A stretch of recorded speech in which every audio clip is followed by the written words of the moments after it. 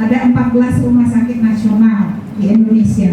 14 itu akan dibuat setara nanti dengan RSCM, Rumah Sakit Cipto. Yang 14 itu ada di 14 provinsi. Nah tadinya langsung ke regional itu ditunjuk 110 di Indonesia, 110 rumah sakit di Indonesia termasuk rumah sakit Cut Nyak-Dien ini dengan kriteria Pak kemarin kami sudah dari 2.600 rumah sakit se-Indonesia. Jadi kemarin kami titipkan Pak buku pedomannya ke siapa ya kemarin Bu Wida. Kita sudah titipkan di sini ada pedoman SK-nya dan SK Dirjen Bina Upaya Kesehatan. Nanti mungkin bisa dilihat Pak untuk pengumuman standarnya. Nah dari kenapa Kementerian membuat seperti itu? Karena Kementerian Kesehatan tidak mampu untuk memberikan anggaran untuk 2.600 rumah sakit se-Indonesia tidak mungkin. Kemudian selain itu rumah sakit di Indonesia ini standarnya masih sangat banyak yang substandar.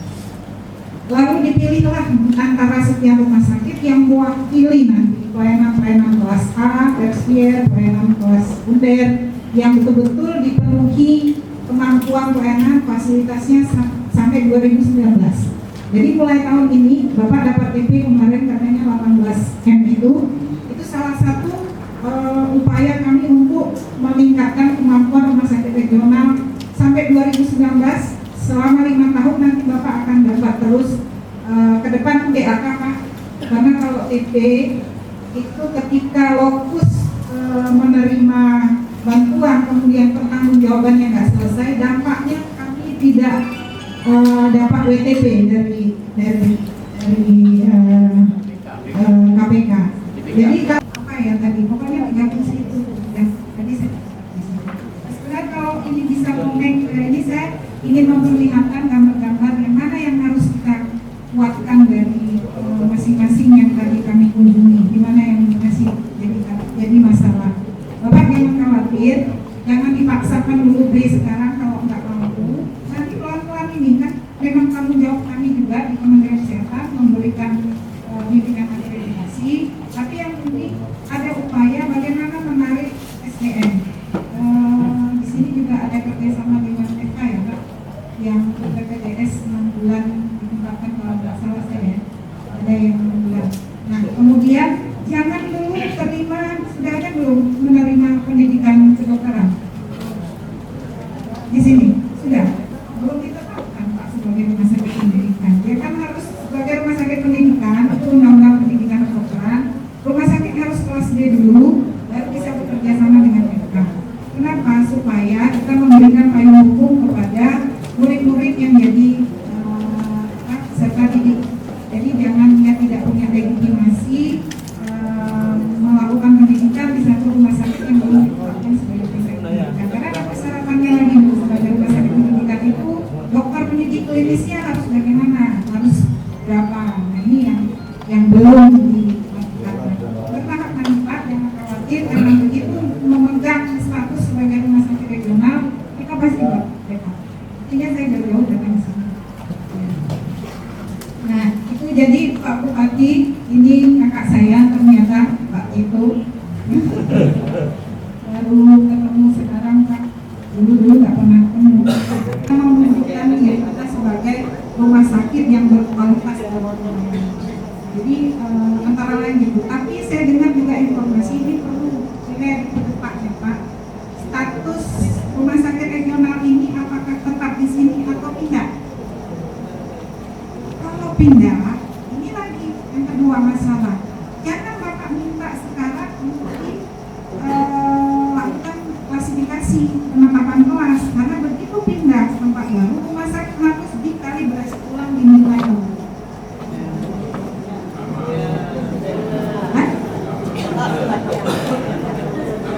Jadi yang harus dipikirkan karena kita dalam 5 tahun ini, mulai tahun ini kan sudah dengan arti sudah ditunjuk regional itu sudah nggak bergerak lagi kemana-mana. Kapan ini nyari sana? Tadi saya tanya juga ini hanya brainstorming ya Pak, akan banyak pilihan nanti banyak pilihan. Oke, kita pindah ke tempat baru, tapi memang kita bisa menjamin begitu masuk di tempat yang baru itu semua sistem sudah jalan, SDM sudah langsung sesuai bagaimana dengan cara apa? Ditentukan klasifikasi segera dia B, kemudian diakreditasi dia memang pas.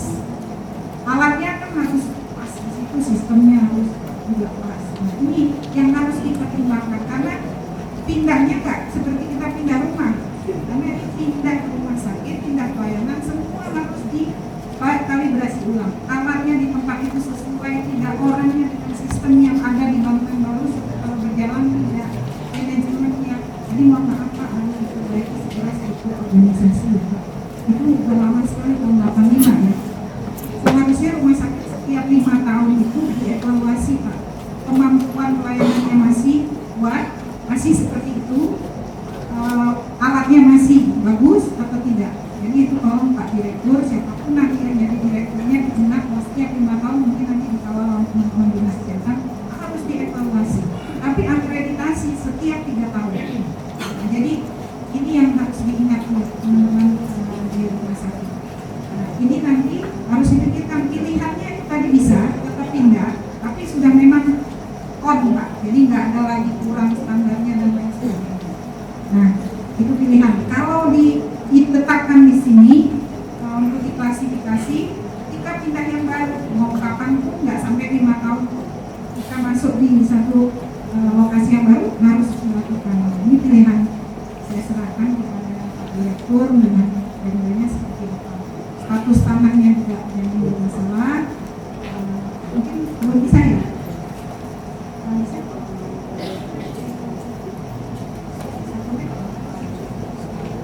Jawabannya, mohon izin Pak sebentar.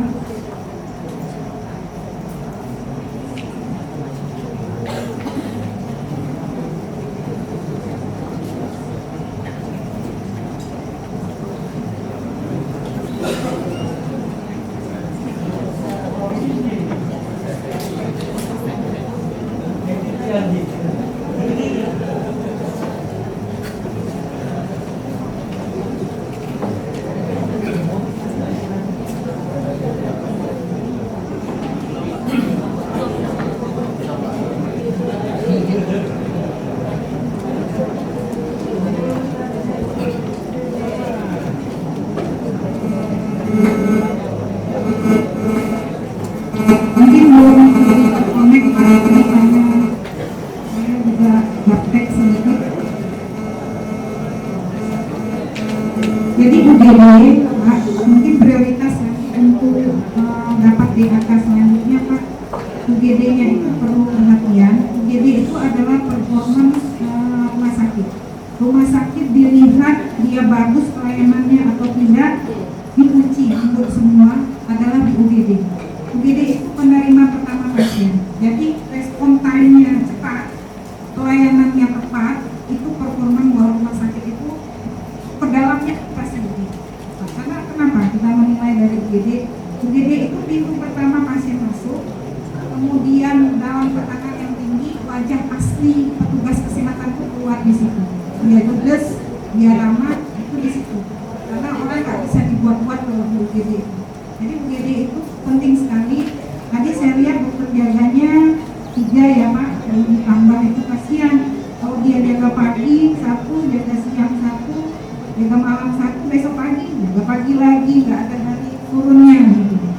Nanti bisa dokternya duluan yang masuk dirawat di rumah sakit. Kalau 3 1 shift, 1 shift 3 ya Pak, jumlahnya 18 ya. Karena kalau dokter umum di rumah sakit hanya bisa di gawat darurat sekarang.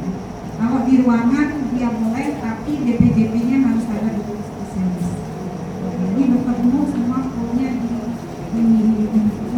kok pelik sekali. Ada tempat dokter umum Pak yang lebih menjadi peran penting sebenarnya pelayanan primer di puskesmas, klinik pratama atau dokter praktek mandiri. Ini tugasnya berat sekali sekarang karena dokter umum di pelayanan primer itu harus melakukan upaya promosi. Bagaimana mencegah orang jangan sakit. Jadi satu puskesmas itu dokternya jangan duduk di dalam puskesmas saja, dia harus turun. Dia punya tanggung jawab satu dokter itu 2.500 kepala. Jadi anggota dia yang 2.500 itu memang tugas dia untuk dia. Kenapa dia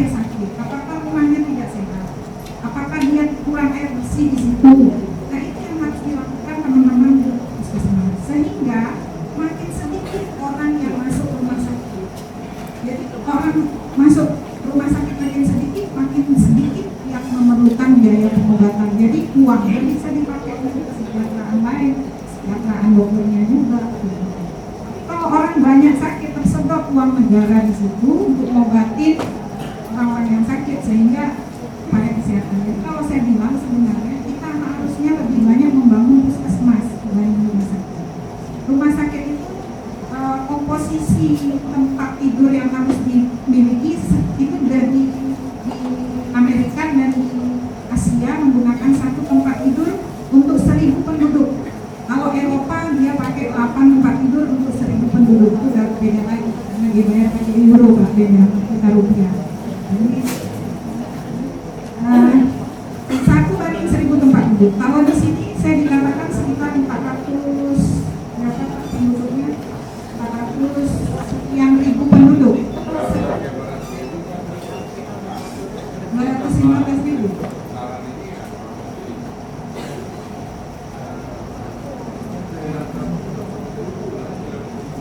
Nah, yang penduduk Aceh Barat 215. Sebenarnya Kabupaten Aceh Barat yang kita butuhkan minimal 200 tempat tidur. Nah, sekarang sudah di-cover semua oleh rumah sakit. Rumah sakit punya 242.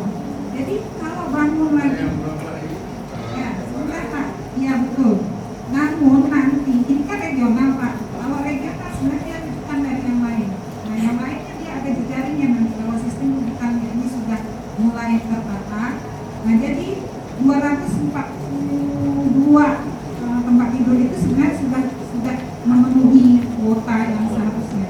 Ya, kalau seandainya ada rumah sakit baru lainnya yang dibangun itu sudah sebenarnya sudah tercukupi dengan rumah sakit ini. Kalau rumah sakit ini tinggal nanti dilihat bornya berapa, ya, residennya itu berapa. Kalau dia tidak mencapai 75% dalam 2 tahun terakhir, jangan bangun fasilitas pelayanan kesehatan yang baru. Kenapa? Nanti itu seperti lingkaran setan, minta lagi tenaga, di mana kita mau memenuhi tenaga? Di sini masih kurang. Tapi jumlah perawat bornya kecil. Di sana kita bangun lagi, minta lagi tenaga, jumlah bornya juga kecil. Nah, itu jadi masalah yang nggak selesai terus Pak. Yang penting bagaimana fasilitas yang sudah ada di tempat tidurnya terkuatkan. Kenapa di situ bornya kecil? Kenapa rumah sakit ini nggak mau didatangi oleh pasien? Apakah petugasnya yang terlalu tidak ramah? Apakah memang SDM-nya yang tidak ada? Itu yang harus kita cari. Jadi kita masukkan SDM itu. Nah, memang kalau bicara penempatan dokter spesialis ini Pak, ini rada-rada susah ngomongnya. Kenapa? Karena semua orientasinya mau ke kota besar. Jadi nanti kami Kementerian Kesehatan sudah bekerjasama dengan 7 organisasi profesi yang bersedia begitu tamat mereka mau ditempatkan di sebelum di rumah sakit itu. Nah, nanti kita sudah berikan juga pendataan Pak yang harus Bapak isi sebelum tanggal 10 nanti dikembalikan. Itu setiap tahun kita datang dengan Bapak dapat anggaran itu apa sih yang sudah Bapak lakukan. Setiap tahun kita lakukan bimbingan juga. Kita pantau untuk 144 rumah sakit yang dari nasional 20 provinsi 110 itu kita akan lihat apa yang masih kurang apa itu lain. Jadi rumah sakit lain nanti Pak yang berobat ke sini itu sudah mulai ada penapisan sistem rujukan berjenjang. Nah, nanti kalau Bapak jadi A, makanya saya bilang